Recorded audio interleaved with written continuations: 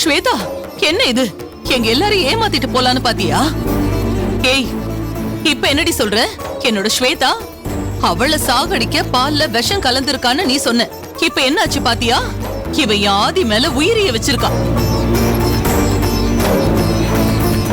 நீங்க எல்லாரும் இங்க அடிக்கிற கொட்டம் தாங்க முடியாம தான் இவ சாக முடிவெடுத்திருக்கா. இத பாருங்க, இனிமே யாராச்சும் இவள தப்பா பேசுனீங்கன்னா மரியாதை கெட்டு போயிடும் சொல்லிட்டேன். பாத்தியாடா, இனிமேலாவது நல்லவங்க யாரு கெட்டவங்க யாரு, உன் மேல உண்மையான பாசம் யாரு வச்சிருக்காங்கன்னு புரிஞ்சுக்கோ. இங்க பாருமா, நான் தான் உனக்கு என்ன செய்யணுமோ அதை செய்வேன்னு சொல்லிருக்கேன்ல, அப்புறம் எதுக்கு நீ உயிரை விட துணிஞ்ச?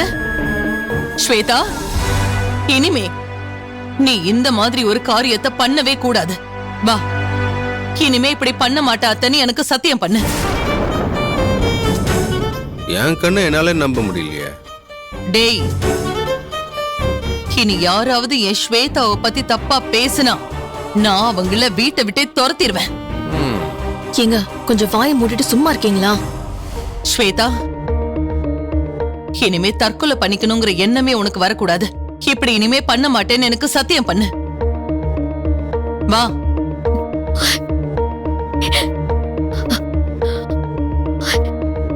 இனிமே இப்படி பண்ண மாட்டாத்த. இதெல்லாம் என்னால நம்பவே முடியல. இவ மதிய கொல்லணும்னு பிளான் பண்ணி நைட்டு பவானிக்கு போன் பண்ணி விஷம் வாங்கிட்டு வர சொன்னதை நான் கேட்டேன். பவானி அக்கா, ஒழுங்கா உண்மையை சொல்லுங்க. இவதான் உங்ககிட்ட விஷத்தை கேட்டா. அம்மா, இவங்க என் மேல அபாண்டமா பழி போடுறாங்கம்மா. ஸ்வேதா மேடம் எனக்கு போன் பண்ணவே இல்லம்மா. எனக்கு எதுவுமே தெரியாதும்மா.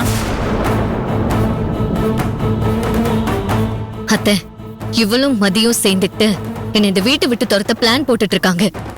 அதனால நான் இங்க இருக்க கூடாதுன்னு எல்லாரும் நினைச்சா இப்பவே சொல்லிடுங்க அத்தை. நான் இந்த வீட்டை விட்டு எங்கேயாவது போயிடுறேன். பாத்தி ஆதி, இந்த வீட்ல என்ன நடக்குதுன்னு இப்போவாவது நீ புரிஞ்சுக்கோ. நான் ஏதாவது சொன்னா இவங்க இங்க இருக்கிறது பிடிக்காம தான் நான் பேசுறேன்னு எல்லாரும் நினைக்கிறீங்க. இப்ப நீங்களே பாருங்க, தோ இவளுங்க 2 பேரும்